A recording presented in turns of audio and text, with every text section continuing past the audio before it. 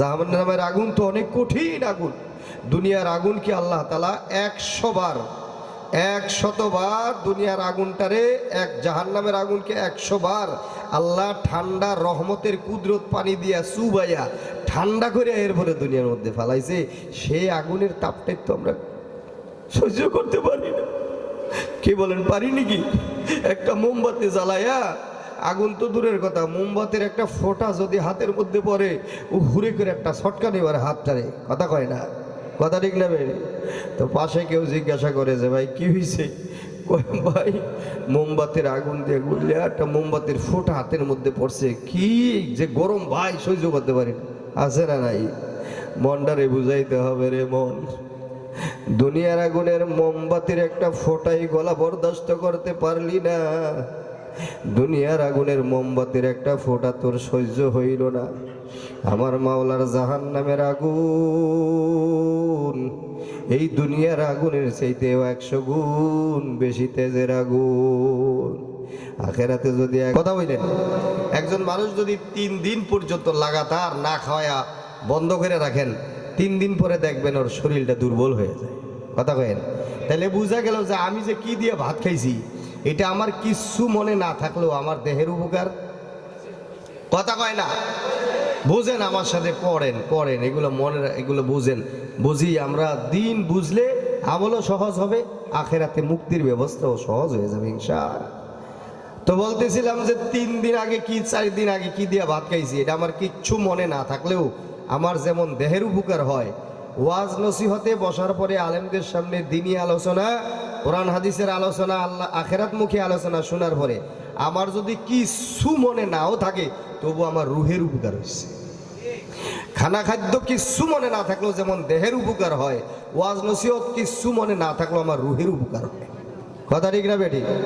আর এই রুহের উপকার হয় বিদায়ী মানুষের মাথায় মাথায় টুপি দেখা যায়, মানুষের মুখে মুখে নবীর মোহব্বতের সুন্নতি দাড়ি দেখা যায়, মসজিদে মসজিদে নামাজিদেরকে দেখা যায়, মা বোনদের শরীরের মধ্যে পর্দা পুশিদা দেখা যায়, সমাজের মধ্যে সংখ্যায় কম হইলেও কিছু ভালো মানুষ সমাজে দেখা যায়, কথা কয় না? এটার কারণটা কি? ওই যে রুহের উপকার হয়েছে, কথা ঠিক না বেটি?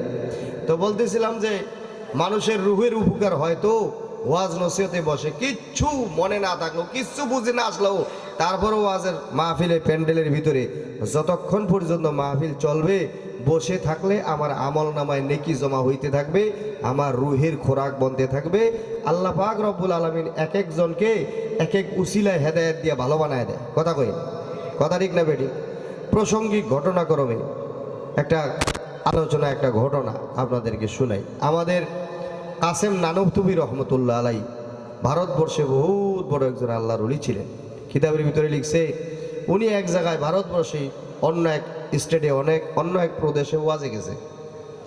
ওই এলাকার এক লোক ছিল নামাজ পড়তো না, নামাজ কালাম ওই হুজুরকে ওয়াজেই যাইতো না। ওর বিবিটা বলো ভালো ছিল, অনেক ঘরে দেখবেন স্বামীটা বিড়ি টানে, সিগারেট টানে, মদ গাজায়, জুয়ায়, আড্ডায়, টাসে বিভিন্ন, কিন্তু বউটা ভালো ভালো ভরিয়া গেছে। ঘটনাক্রমে আছে না এরকম নামাজি কালামি পর্দা বসে দেখারে কত কান্দা কান্দে, আল্লাহ আমার স্বামীটারে ভালো বানায় দাও, হুজুর আমার স্বামীটার লেগে দোয়া করে, ওরে নিয়ে আল্লাহ নামাজি বানায় দেয়, ওরে নিয়ে আল্লাহ দিনদার বানায় দেয়, ওই যেন এই বাজে কাজ ছাড়িয়ে দিয়া ভালো হয়, আমার ফোলাফাইনগুলোও যেন ভালো হয়। এরকম অনেক বিবিরা, অনেক স্ত্রী সমাজে আছে না নাই ভাই? তো সেই যুগেও ওরকম একজন লোক ছিল যে হুজুর গো ওয়াজে ধারে কাছেও যাইতো না। কি জন্য যাইতো না? বিবি খুব নিয়ারা করতো, খুব হাতে পায়ে ধরতো ওয়াজে পাঠাইবার জন্য। জানি একটু ওয়াজ শুনলে হেন, যাত্রা গান তো হারা জীবনই শুনলেন, সিনেমা তো হারা জীবনই দেখলেন, ওই তাসের আড্ডায় তো হারা জীবনে বয়ে থাকলেন, একটু যান না একটু ওয়াজ শুনলে হেন, এমন খোসামত করিয়া ধরে যান না একটু তাবলিগে যান, এরকম আছে না অনেক বিবিরা। তো ওই বেচারি আল্লাহর বান্দিও স্বামীরে খুব নিয়ারা করতো ওয়াজ নসিহত শুনতে যাওয়ার জন্য, কিন্তু উনি যাইতো না। কয় না না না, তুই আমারে কোনোদিন মৌলবী ওয়াজে পাঠাইস না। কয় কি লেগা কন দিয়ে আপনি? কয় শোন, ও মৌলবীরা ওখানে গেলেই কইব কি কে কে নামাজ পড়বেন আতু ডান, তো ওখানে আতু ডেলি তো আমার নামাজ পড়ানো লাগবো, তা আমি নামাজ পড়তাম না, আমার ভালো লাগে না। জোরে কন আছে না নাই? আপনাদের এই তালতলা এলাকায় নাই, এখানের ভাইরা বাবাজিরা সবাই ভালো আলহামদুলিল্লাহ, মসজিদ আছে, মাদ্রাসা আছে। ওই যে আল গাজ্জালি মাদ্রাসা আমি মাঝে মাঝে আসি, মুন্সিয়া ওই যে শওকত আছে, আর ওরা আছে, সাগর আছে, ওই যে ওখানে একটা মাদ্রাসা আছে না, মাঝে আপনাদের এখানেও শুরুতে আসছিলাম, একেবারে প্রথম যখন এটা স্টার্ট হয়, এই সাঁকো ছিল একটা বড়, তখন বলছিল যে হুজুর একটা ব্রিজ হয়ে যাবে, অনেক ক্ষণ ওয়াজ হয়েছিল, এই চোয়া ক্ষেত ছিল, গাছপালা কিছুই ছিল না, এটা যখন শুরু হয় ছিল না, তখন আল্লাহ আমাকে আনছিল এখানে একবার। তো আমার এটা দেখে মনে হয়েছে যে এখানে তার একবার আল্লাহ তালা আনছিল, অনেকদিন পর হলো আল্লাহ আনছে। তো বলতেছিল আমার ভাই, আপনাদের এই এলাকার মানুষ আলহামদুলিল্লাহ সবাই আল্লাহ তালা সবাইকে নামাজি বানায় দেব, কামিন কর। সব ভাইদেরকে আল্লাহ তালা রোজাদার বানায় দেব, কামিন কর। সব ভাইদেরকে আল্লাহ তালা জান্নাতি সিফত, জান্নাতি গুণ এই দুনিয়া থেকে নিয়ে যাওয়ার তৌফিক দান করে দেব। সব ভাইদের মা বাপদের ছেলে মেয়েদেরকে আল্লাহ পাক মাদ্রাসায় ভর্তি করিয়া কোরআনওয়ালা ইমানওয়ালা হইয়া জাহান্নামের আগুন থেকে মুক্তি নিয়ে যাওয়ার তৌফিক দান করুক সবাই। আমার ভাই, আমল ছাড়া দুনিয়া থেকে কেউ যদি যায় আখেরাতে বেহেশতের আশা খুব কর, জাহান্নামে যাওয়ার মতো ক্ষমতা শক্তি আমাদের শরীরে নাই। আছে বলেন? জাহান্নামের আগুন তো অনেক কঠিন আগুন।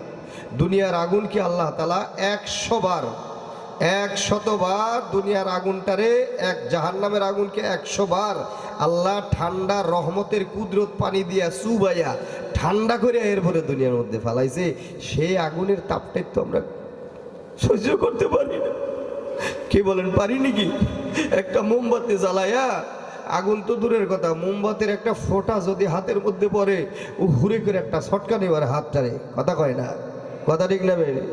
তো পাশে কেউ জিজ্ঞাসা করে যে ভাই কি হয়েছে, ভাই মোমবাতির আগুন দিয়ে ঘুরলে একটা মোমবাতির ফোঁটা হাতের মধ্যে পড়ছে, কি যে গরম ভাই, সহ্য করতে পারি না। আছে না নাই? মনটারে বুঝাইতে হবে রে মন, দুনিয়ার আগুনের মোমবাতির একটা ফোঁটাই গলা বরদাস্ত করতে পারলি না, দুনিয়ার আগুনের মোমবাতির একটা ফোঁটা তোর সহ্য হইল না, আমার মাওলার জাহান্নামের আগুন এই দুনিয়ার আগুনের চাইতেও 100 গুণ বেশি তেজের আগুন।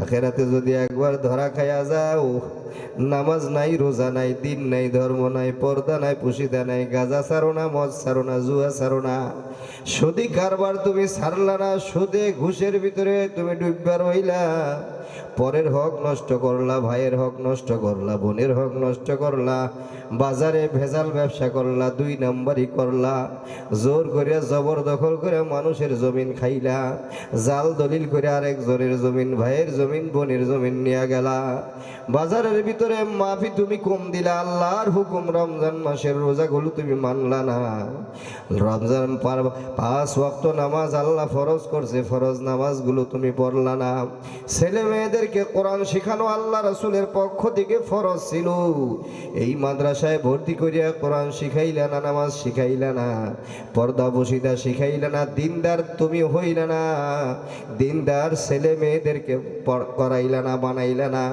এই অবস্থায় যদি তোমার ইন্তেকাল হয়ে যায়, তুমি যদি মারা যাও, তুমি যদি দুনিয়ার থেকে বিদায় হয়ে যাও, পারবানি আমার মাওলার জাহান্নামের আগুন বরদাস্ত করতে? দুনিয়ার কোনো মানুষের এমন শক্তি আসেনি, দুনিয়ার কোনো মানুষের শরীরে এমন শক্তি আসেনি আমার মাওলার জাহান্নামের আগুন বরদাস্ত করবে তো দূরের কথা। আল্লাহু আকবার। দুনিয়ার আগুনটা যখন খাই খাই করে ধরে ওঠে, শীতের দিন মানুষ আগুন ফুয়াইতে যায়, নাড়া কুটা দিয়া পাটের খড়ি দিয়া আগুন জ্বালায়, ওর পাশে যখন আগুনটা অনেক বেশি ধরে যায়, ওর আগুনের কাছে দাঁড়াবে তো দূরের কথা, আগুনের তাপটাই তো মানুষের শরীরে বরদাস্ত করার মতো ক্ষমতা হয় না। কথা বলেন ঠিক কিনা? আছে না নাই? এই জন্য দিনদার হইতে হবে, দিনই বুঝ নিতে হবে, নামাজ কালাম ধরতে হবে। আর এই দিনদার হওয়ার জন্য, দিনই বুঝ নেওয়ার জন্য আল্লাহ তাআলা এই ওয়াজ মাহফিলের ব্যবস্থা রাখছেন, মসজিদে মসজিদে জুমার দিনে ব্যবস্থা রাখছেন।